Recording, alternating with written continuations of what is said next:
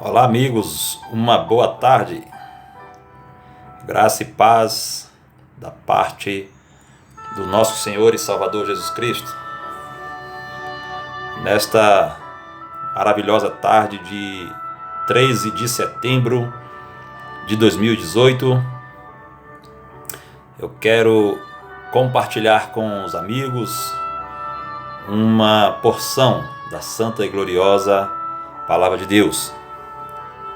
E hoje eu vou tomar por base um texto que está no Evangelho de João, capítulo 6. Quando a Palavra de Deus nos diz assim, no versículo 66 ao 69. Desde então muitos dos seus discípulos tornaram para trás e já não andavam com ele. Então disse Jesus aos 12: Quereis vós também retirar-vos? Respondeu-lhe, pois, Simão Pedro: Senhor, para quem iremos nós? Tu tens as palavras da vida eterna. E nós temos crido e conhecido que tu és o Cristo, o Filho de Deus. Aleluia, aleluia.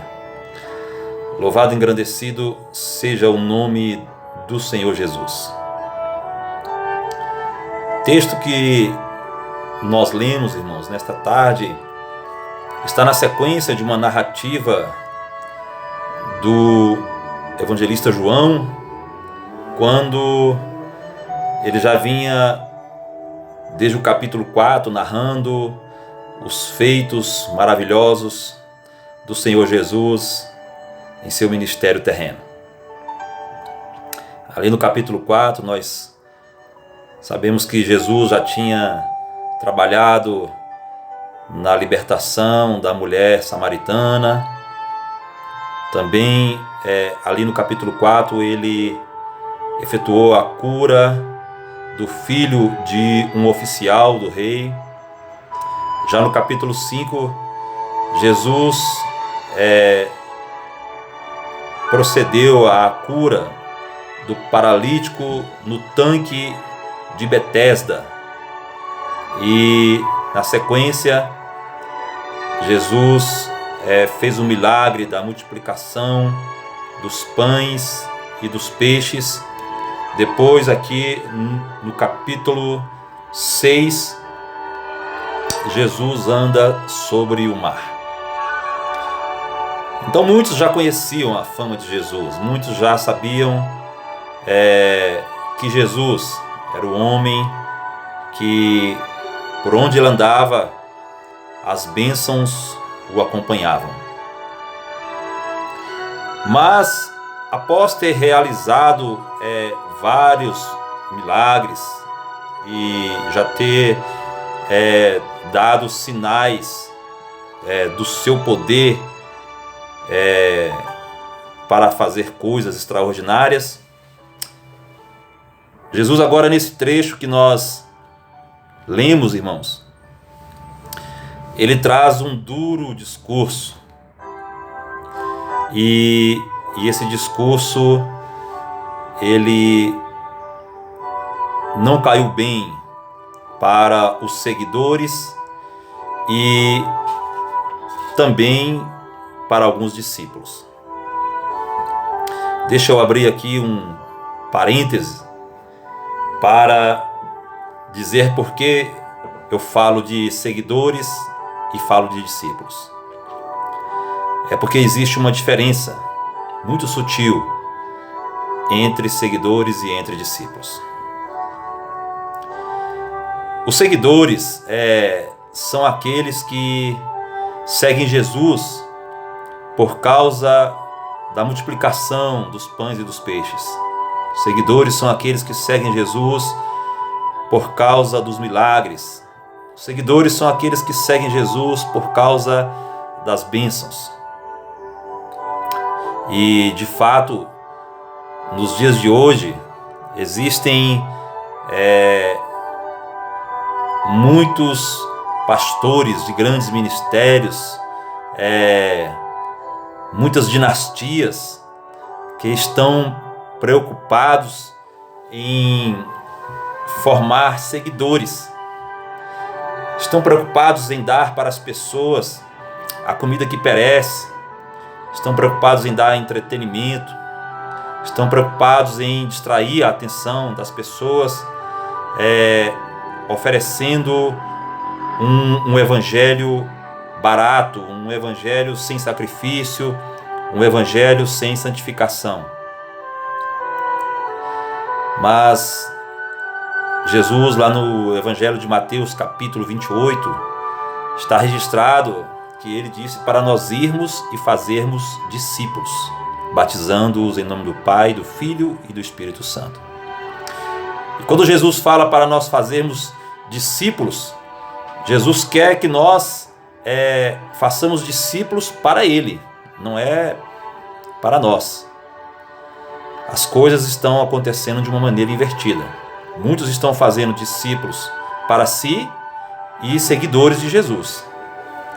E os seguidores são aqueles que ficam ao derredor, enquanto os discípulos ficam ao redor de Jesus. E os seguidores, pelo fato de estarem ao derredor, esperando somente pelas bênçãos, pela multiplicação dos pães e dos peixes, apenas pelos milagres, as curas, quando chegam os soldados romanos, que são o tipo da luta, da dificuldade, que são o tipo das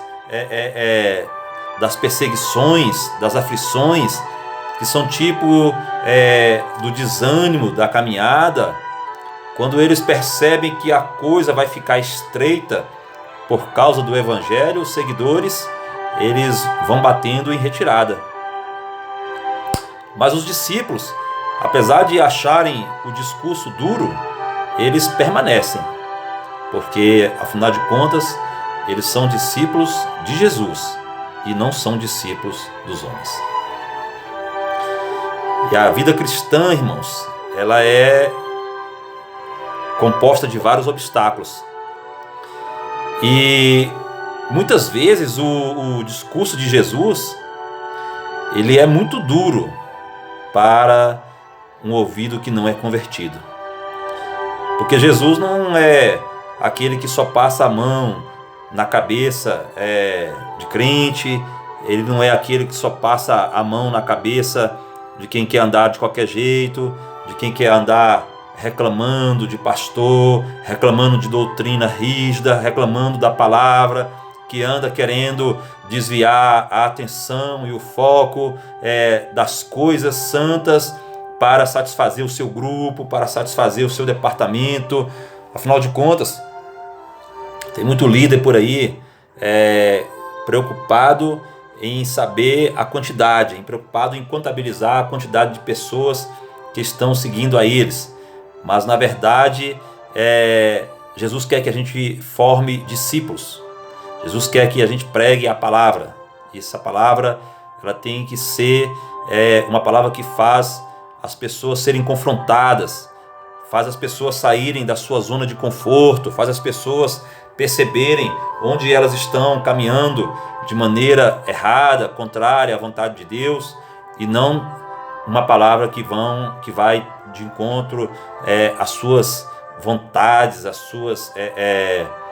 os seus desejos, massageando os seus egos e deixando eles de maneira confortável para continuarem como bem entendem. Então, no versículo 60, Jesus disse assim, olha, a palavra de Deus diz que muitos, pois, dos seus discípulos, ouvindo isso, disseram, duro é esse discurso, quem o pode ouvir? E aí eu te faço uma pergunta nesta tarde. Quando você compareceu diante de Jesus, seja na igreja, seja na rua, na cruzada evangelística, no culto ao ar livre, no culto doméstico, seja onde quer que tenha sido, que você ouviu a palavra que te convenceu da necessidade de aceitar Jesus como o único Senhor e suficiente Salvador. Eu te pergunto nesta tarde, e você pode responder para si mesmo. Essa palavra que você ouviu e te convenceu, era uma palavra que te dava promessas de coisas terrenas, uma palavra que te dava a promessa de uma vida eterna por caminho estreito, ou a promessa de riquezas materiais sem nenhum compromisso. Você aceitou Jesus para ter uma vida eterna com Deus ao lado dele, ou você aceitou Jesus para ele te colocar como cabeça e não como cauda, para ele te dar empresas, para ele te dar entretenimento, para ele fazer da sua vida uma vida mais confortável, uma vida melhor aqui na terra? Ou você está se enganando quando você despreza a doutrina bíblica, quando você despreza a palavra da santificação para você viver como você acha que tem que ser a sua vida, muitas vezes desprezando o ensino do pastor, o ensino do irmão que prega a palavra com uma sã doutrina como ela deve ser pregada. Nós precisamos buscar de Deus um discernimento espiritual para que nós não venhamos cair nos engodos do inimigo, em todo vento de doutrina, e venhamos a ser enganados por falsos mestres e por falsos profetas que tentam de todas as maneiras desviar a nossa atenção do alvo. Nosso alvo é Jesus, nosso alvo é a vida eterna, nosso alvo é a salvação. E muitos chegam com a comida que perece, muitos chegam com a doutrina light, com a doutrina que faz com que a gente entenda, ou então pareça para nós que o evangelho não é um evangelho de renúncia. E muitos têm enveredado por esse caminho, têm firmado as suas casas sobre a areia, e aí quando vem o vento, quando vem a chuva, quando vem a correnteza, as suas casas não suportam e desabam. Então, meus queridos, façamos como Pedro, que no versículo 68 disse: Senhor, para quem iremos nós? Tu tens as palavras de vida eterna. Só Jesus, irmão, só Jesus tem a condição plena de cumprir aquilo que Ele prometeu para mim e para você por meio do Espírito Santo, que nos convenceu do pecado, da justiça e do juízo. As outras coisas que são prometidas e que são promessas do homem, quando você vai atrás delas, muitas vezes você acaba descobrindo que você perdeu o seu tempo, e se você não tiver, se a misericórdia de Deus não for na sua vida, você acaba perdendo até o rumo da salvação, que é o mais importante. Então, eu deixo para você essa pergunta final para a sua reflexão. Para onde iremos nós? Para onde iremos nós? Pois só Jesus tem as palavras de vida eterna. Vamos servir a Ele e vamos ficar com Ele, porque o que Ele prometeu, Ele fará e cumprirá para a glória do nome dEle. Amém? Deus abençoe em nome de Jesus. Tenham uma ótima tarde, um excelente princípio de noite, e fiquem todos abençoados na paz do Altíssimo. Amém.